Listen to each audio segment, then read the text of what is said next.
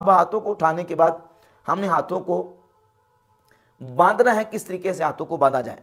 तो इस सिलसिला में चंद रिवायत में आपके सामने रखता हूं। इस सिलसिला में सबसे पहली हदीस सही बुखारी के अंदर 740 नंबर सैयदना सहल इब्न साद अस्साइदी रदियल्लाहु ताला अन्हु से, उसी को बुनियाद बना के मैं आगे चलूंगा।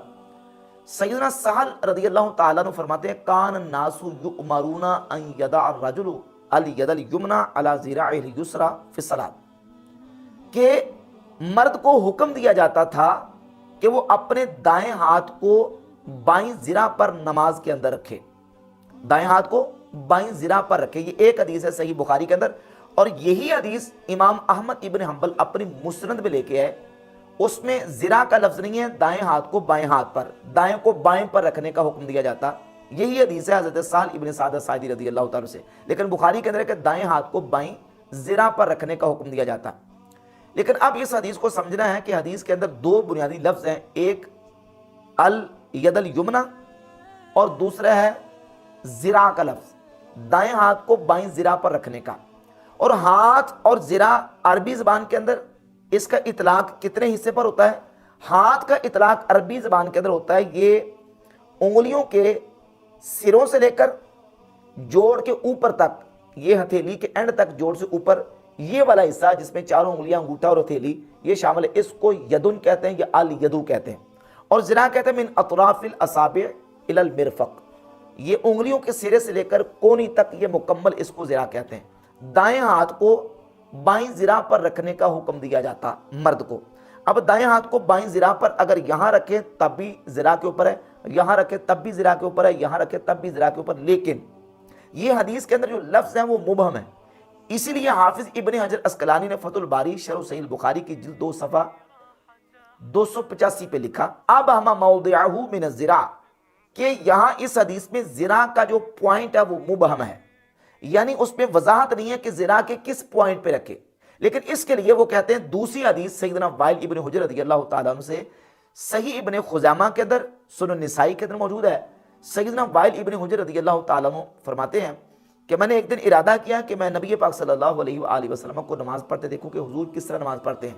पूरी नमाज उन्होंने देखी, नबी पाक सल्लल्लाहु अलैहि वसल्लम ने अपने हाथों को उठाया। हज़रत वाइल इब्न हुजर फरमाते हैं, वदा यदहुल युमना अला ज़हरी कफ़िल युसरा व रुस्ख़े व साइदे, नबी पाक सल्लल्लाहु अलैहि वसल्लम ने अपना दायां हाथ अपने बाईं हथेली की पुष्ट पर और जोड़ पर और कलाई पर रखा। अरबी के अंदर कफ कहते हैं हथेली को, अगर हथेली के अंदर वाला हिस्सा है तो उसको बातिनुल कफ, और अगर बाहर वाला हिस्सा तो उसको ज़ाहिरुल कफ कहते हैं। और अलग अलग पार्ट्स के नाम हैं, यानी ये उंगलियों के नाम है, हथेली, अंदर वाला, बाहर वाला हिस्सा, जैसे ये खिंसर, बिनसर, वुस्ता, सुबाबा, इबहाम, बातिनुल कफ़े, ज़ाहिरुल कफ़े, रुस्खुन, साइदुन, मिरफकुन, आदुदुन और कतिफुन, ये अलग अलग नाम है। दाएं हाथ को आप सल्लल्लाहु अलैहि वसल्लम ने बाईं हथेली की पुष्ट पर और इस जोड़ पर और कलाई पर रखा। अब ये जो सही इब्न खुज़ैमा की 480 नंबर हदीस है और सुनन नसाई के अंदर मौजूद है, इस हदीस से ये बात बिल्कुल वाज़ेह हो गई कि दाएं हाथ को बाईं जिरा के इस पॉइंट पर रखने का हुक्म दिया जाता था। दो हदीसें होंगी इस सिलसिला में। और तीसरी हदीस इस सिलसिला में सही बुखारी के अंदर 1198 नंबर हदीस से ऊपर इमाम बुखारी अलैहिर्रहमा ने तालीकन सैयदना मौला अली रज़ियल्लाहु ताला अन्हु का अमल बयान किया है, जो कि अल मुसन्नफ इब्न अबी शैबा के अंदर सनद के साथ मौजूद है। और हाफिज इब्न हजर अस्कलानी ने जो इमाम बुखारी की सही के ऊपर तालीकात के ऊपर जो किताब लिखी है अत-तग़लीक़ु तालीक, उसके अंदर इस हदीस को हसन करार दिया है। सही बुखारी की 1198 नंबर हदीस के ऊपर तालीकन इमाम बुखारी लेके कि सैयदना मौला अली जब नमाज पढ़ते तो अपने दाएं हथेली को बाएं गुट, ये बायां जोड़ जो है इसके ऊपर रखते थे। इसको गुट पंजाबी में कहते हैं और उर्दू में गिट्टा कहते हैं, और ये पाँव का होता है इसको टखना कहते हैं। तो इस तरह अपनी दाईं हथेली को बाएं जोड़ पर सैयदना मौला अली रज़ियल्लाहु ताला अन्हु ने रखा। 3 हदीसें हो गई। और चौथी हदीस इस सिलसिला में जामे तिरमिज़ी में 252 नंबर हदीस है।